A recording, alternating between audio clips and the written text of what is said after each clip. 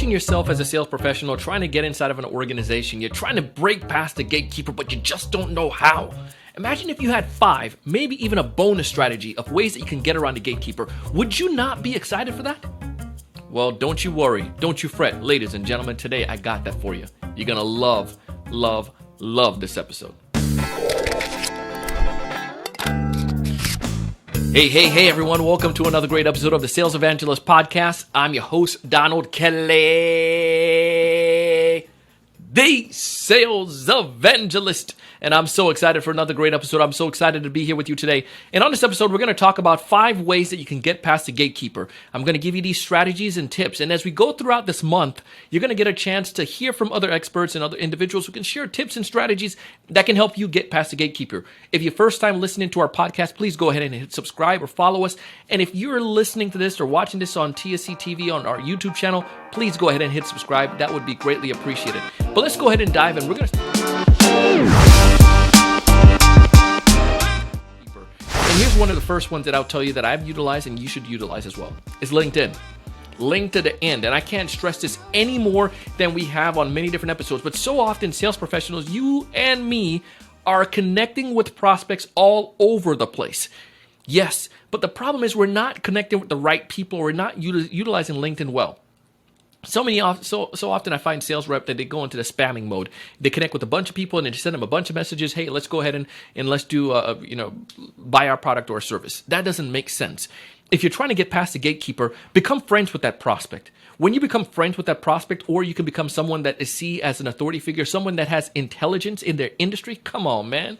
They're not going to be able to help but just connect with you. It works. So if you're a sales professional and you're reaching out to prospects on phone and email and you're doing all these other things, just add LinkedIn to the mix. And here's what I'll tell you with LinkedIn. Just find something about the individual that you can connect with them personally. And also, here's a novel idea too. I mean, look for any accolades, especially if you're trying to get decision makers. They probably have had success recently. Maybe they're a new job, or maybe they did something or wrote something. I mean, I know some of these things sound basic, but utilize that and make genuine connection. Here's another thought that you can do. Forget about the idea of going and hunting down the content that they may have written. What if you just found something personable about that individual that you can apply? I see that you're working for 15 years at the company. Jake, I see you're working for 15 years with XYZ. Congratulations on that. I'm always looking for people who I can learn from, who can be great mentors or share insights with us. Thank you for the connection, if you're open to that. Great. Now this person is able to look at this and see that you made a personal attempt rather than, hey, my name is XYZ, I'm with State Farm, buy insurance. That doesn't work. It will. So to get past the gatekeeper is bring intelligence. Come on, man. Here's what I'm talking about. Let's say if I'm reaching out to you and I are both reaching out to the prospect. You come to the table with some wishy-washy thing like, my company has been around for 35 years and I want to get in touch with Mr. Andres. Can you connect me to him? Like, no, get out of here. Go to the back of the line or go somewhere else. But if I come to the table and I'm like, if I recognize something major change, not like some ridiculous thing about myself or about your company that anyone could figure out, get something that's going to be intel. I just saw that you guys are hiring some more people. And I know one of the big issues in the past, when I've learned, is that hiring has been a challenge, retaining individuals. And I know Jake is trying to find those right people. I want to share some of the strategies that some of our competitors, or some of your competitors, or some of our clients are using to land and to retain more of their people. I would love to send something to Jake. What's the best way to send this to him? Or how can I get in touch with him to share some of these ideas? Now, I'm coming with intel. I'm just making this stuff up because I don't know anything about hiring. But the point is, in the sense that we're not an HR company. But you get the point, is that you bring intel to the table that can tie towards that individual's role. The gatekeeper might say, well, let me look at all of these sales reps. I got 5 sales reps today that reached out trying to land an appointment. But this one sound like they actually have intel, things that could help our organization, because I do know that Jake been mentioning the idea about hiring and how annoying it has been for him. Cha-ching. Tackle something that is of intelligence, tackle something that's of importance to them, some kind of intelligence that you can bring back to the table. And that's one way. So bring information. Use direct mail. Use direct mail. Come on, for the people in the back, use the direct mail. What I mean by this is to think about ways that you can send something to that prospect that's going to help you stand out. So let's say, for instance, if I'm reaching out to that Jake, again, I'm using this Jake and saying State Farm. State Farm, if you want to advertise on our podcast, please go ahead and do so. But let's say that Jake is the individual that I'm talking to, right? I'm trying to get in touch with. And I reach out to him via phone call and I don't get through. What if I was to reach out to that gatekeeper? Say, you know what? I'm trying to send something to Jake. Is he a Starbucks person or is he a Dunkin' Donuts person? I'd say, well, he actually doesn't like either one of them, but he likes XYZ. Great. I'm going to send him a Jamba Juice gift card. Well, is it okay if I send, what's your favorite? Well, I'm a Starbucks person. Well, great. I'm going to send you a Starbucks gift card. I'm going to put a little package together. What's the best address to send that to so I can get access to Jake? Boom, they're going to give you the address, and now you have an ally internally because you're giving them something. It is such a small idea. I'm jumping up and down and trying to share this with you, my excitement. It is such a small idea, but it works. People are the same, and when you think about human nature, they always think about what's in it for them.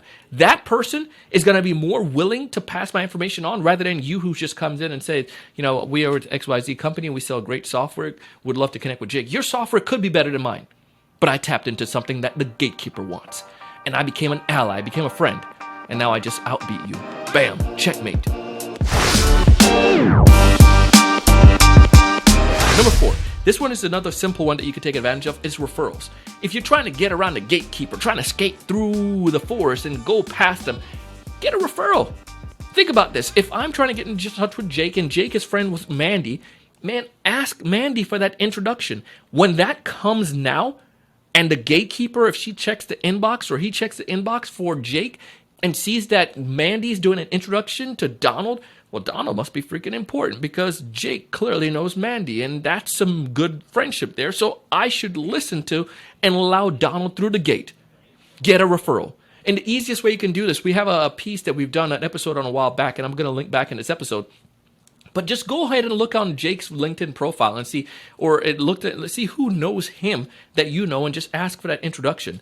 That's a simple, easy way that you can do this. But many of you probably won't do this. You'll listen to this and say, these are great advice, Donald, but I'm just going to go back and do what I've always done and always did and get the same result that I've gotten before in the past.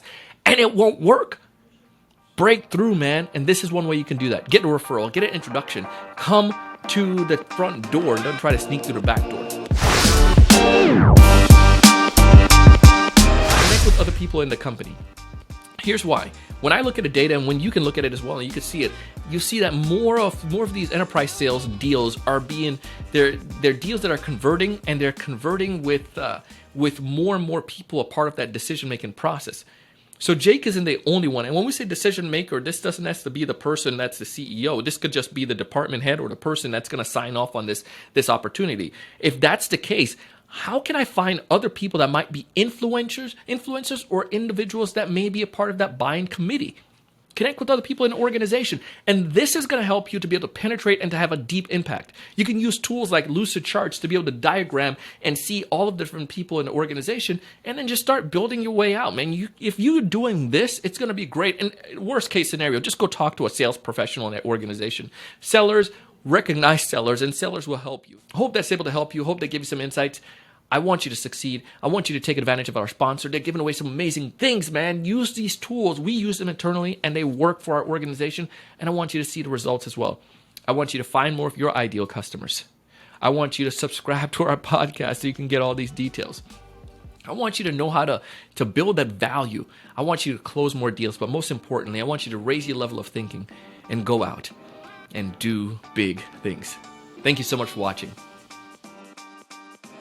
Hey, thanks so much for taking the time to watch this video today. If you enjoyed the content, I ask you to go ahead and hit that like button, that thumbs up at the bottom right-hand corner. Also, to make sure to subscribe if you haven't done so already.